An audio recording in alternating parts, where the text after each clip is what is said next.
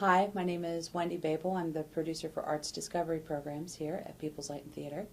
And my job is really to build bridges between the artistic work that we do and the programs that we run that are traditionally considered education programs, but we prefer the term discovery program. So what I do is I connect things together. I spend time in the rehearsal rooms with our young people and try to kind of interlace all of our programming with what we're doing on the stage.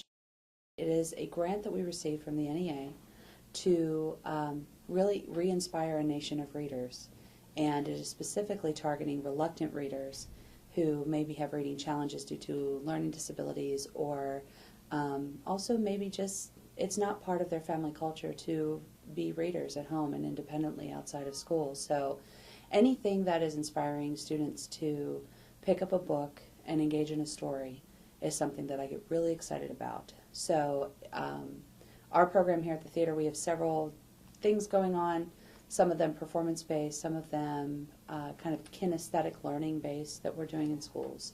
And it's all about bringing us back together as a community around a great story, and that story for us is The Adventures of Tom Sawyer.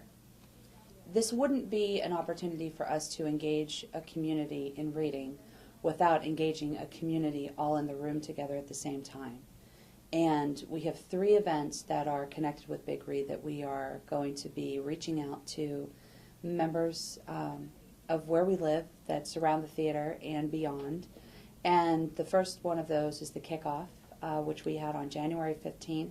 We were really excited at the great turnout for this. I think that we had more people than we ever expected that we would. And what was really exciting in preparing for that event is as I was kind of setting up chairs and preparing the space for all of us to gather together, it really struck me how infrequently we do that. And I had a wonderful mentor when I first started teaching, and he said that what really defines a community is that they do 4 things together. They laugh together, they eat together, they sing together, and they celebrate together. And I felt like the event that we put together for the 15th really allowed us to do that, even the singing part of it, where we just were able to all join our voices together and sing some songs from the time of Mark Twain. And simple things like that, I think they hold a certain kind of magic that we don't really encounter anymore. And the other part of that is a show that I've been working on with David Bradley and company member Tom Teddy that we're calling Mark Twain on Stage. So Tom Teddy kind of takes on the mantle of one of the most iconic people in American literature and takes up the role of Mark Twain. And we got to hear him tell the story of the celebrated jumping frog of Calaveras County, and did an excerpt from the novel and shared the whitewash scene with us, in which Tom very famously dupes the other boys and girls in the town to take over this chore of whitewashing for him, and he ends up with all of these treasures at the end. What I think we hope that these events will do more than anything else is to remind us that reading is important. I think it's very interesting that our Big Read is paired with what is a very difficult text. Twain was one of the first writer, if not the first, to write in the vernacular. So he had a rare gift for capturing people's voices, and really his writing has a sense of authenticity about it. And I think it comes from the people. And so in a way, I'm really excited that that's what we're doing with Big Read. From my years in teaching, the impact that being a competent reader has on a young person's development throughout their life is bigger than we can possibly imagine. My brother just sent me a text the other day, and he said that he was reading a study that was from the National Literary Association and the National Census Bureau that said that 80% of American families had not read a single book in 2008.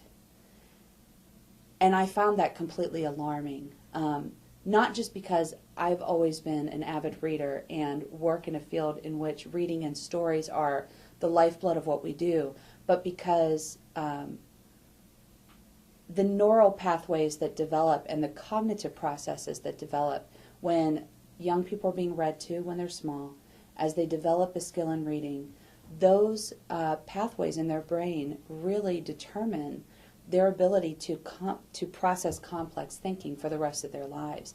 So as they go into middle school and high school, when things like math and science become less concrete and more abstract, we understand math through story. Word problems for many are kind of the bane of our existence in middle school, but at the same time, we're understanding those numbers and those relationships through story. We begin to understand science through story, and so that impact of being an able reader becomes more and more pervasive as a student moves through school. And I'm in many ways really honored to be part of something that is making reading something enjoyable and desirable and important, because I think we've lost sight of that in the amount of engagement we have with technology and media. It's very easy for our eyes and our attention to go other places, but the developmental benefits that reading has on the life of a young person are instrumental in the person that they're able to be in their grown-up life. So in that respect, I'm really excited about Big Read.